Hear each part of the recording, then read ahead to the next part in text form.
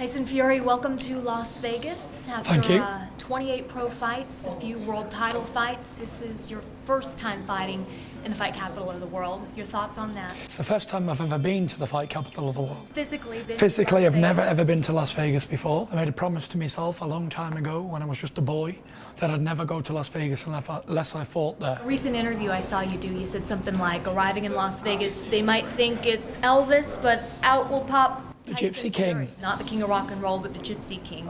Is that kind of how you feel these days, being one of just three men in the heavyweight picture, like a rock star? Not so much of a rock star, but the Gypsy King, yes. Describe that lifestyle to me. Regimental, hard work, dedication, sacrifice for a long period of time. A gypsy lifestyle, I would think, would be traveling a lot, free-spirited, not regimented, the opposite. Yeah, but my lifestyle was very free-spirited for a long time, very wild. Well, while we're on the topic, what happened in those 2.5 years? I think it's important for people to know you never lost the title. The only person you lost it to was yourself. Yes, it's no secret that I've always suffered with mental health problems, depression, anxiety, being the leader of the pack. After the Klitschko fight, I was very down and depressed. I had no motivation to live anymore. There wasn't a day that went by for over 2 years I didn't pray to God to kill me. The thing was, from being 14 years old, I was looking at Vladimir Klitschko saying, I want to beat that man, I want to beat that man. Being heavyweight champion of the world was a great thing, but it wasn't what I was about. I only wanted to beat Vladimir. My whole life I trained for one man, the Everest, the pinnacle of my life was beating Vladimir.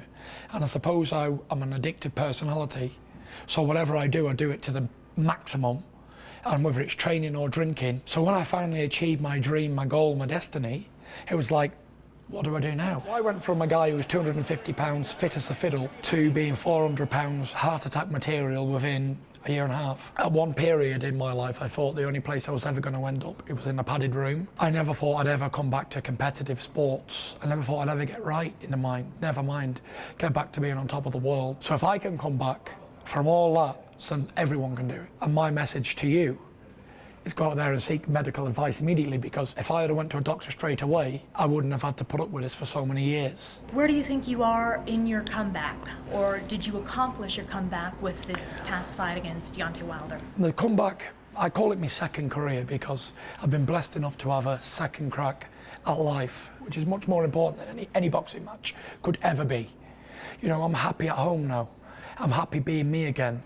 I feel fit, I feel fantastic, I'm motivated, I'm happy. You know, I don't box for any other reason than just to be happy. In that fight with Deontay Wilder, fought to a draw, when you were knocked down and got back up, it inspired a lot of people. Yes. How did it impact how you view yourself as a fighter? This second career, I knew I wasn't doing it for me alone. The first time was for me. I was very selfish. But this time, I do it for the people who are suffering, because I'm their shining light. And how could I have preached all this talk and stayed down in round 12? I had to show that no matter what life chucks at you, you can always get up and fight back. The two other men within the heavyweight picture right now, Anthony Joshua and Deontay Wilder.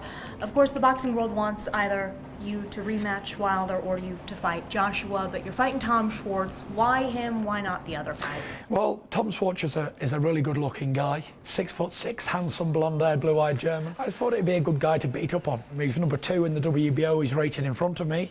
I'm number 3, he's number 2. Wilder had already signed fights to fight Ortiz and Brazil and the other guy who he's fighting. And Joshua, it doesn't seem like it's a go area, because I'm very awkward for that style and they just don't want to take me on. Would you consider it a tune-up fight, a stay-busy fight? No, listen, he gets the opportunity to fight the lineal heavyweight champion of the world in Las Vegas. Welcome to the big time. This is his big opportunity to gate crash the heavyweight division. When I fought Vladimir Klitschko in 2015, everyone said I'd get knocked out. I was a 10-1 underdog going into the fight.